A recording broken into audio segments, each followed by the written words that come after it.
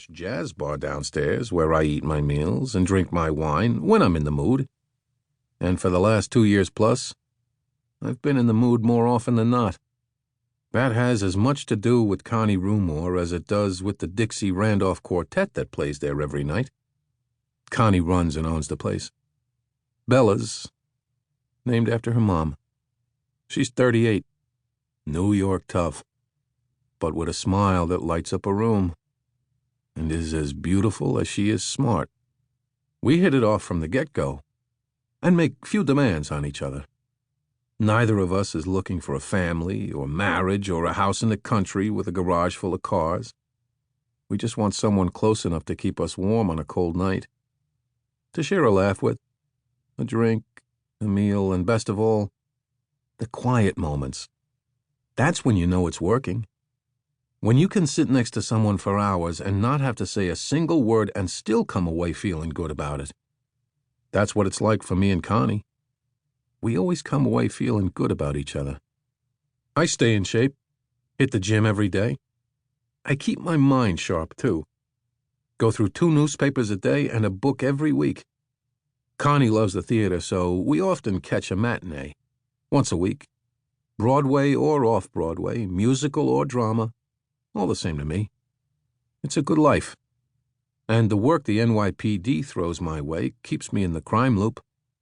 The department has a discretionary fund they use to hire guys like me to work cases they are either too busy to take on or don't see much chance of solving.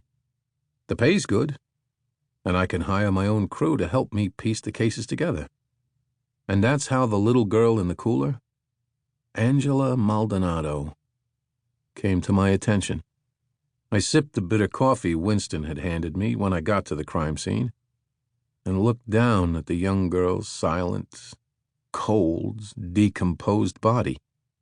I figured her to be about 14 years old when she died, and that she knew nothing more than horror and darkness during that time. I'm not a religious man by any means. Hard for any cop to be. But if there's any chance at a heaven, this little girl had more than earned her place because she had already been to hell. She'd die in the cooler before, I asked Winston, who looked as shaken as I'd ever seen him. We'll know for sure until the ME does his end, Winston said. But he's guessing by the position of the body she was probably alive when they put her in the cooler. How alive? We probably will never know. And she's been here how long? Winston shook his head. To look like that? He asked, turning away and gazing up at the housing projects that butted the edge of the parkway.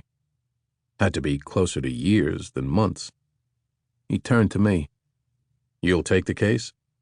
His tone was hopeful, and I knew that this reminder of his own little girl, who'd died around the same age, was turning the knife in his heart.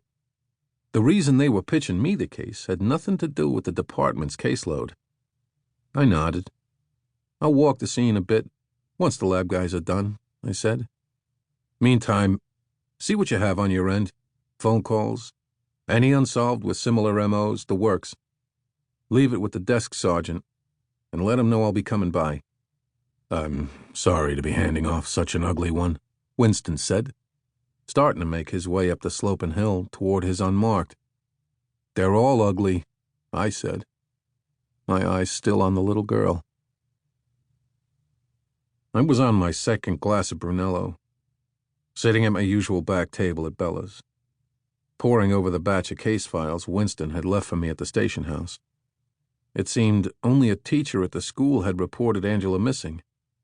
From all I had in front of me, Angela was of no interest to anyone else, not even her family. You didn't eat much of your dinner, Connie said, sliding into the chair across from me. Strands of her light brown hair brushing against the sides of her face. Want me to fire the chef? I'll have one of the waiters keep it warm for me, I said. Besides, you can't fire the chef. It would be a violation of his parole. Connie sipped her wine and sat back, glancing at the folders spread out around me. Curious, but not asking. They always toss you the ones they don't want to touch, she said, matter of fact. Not this time, I said. This one's personal to Winston.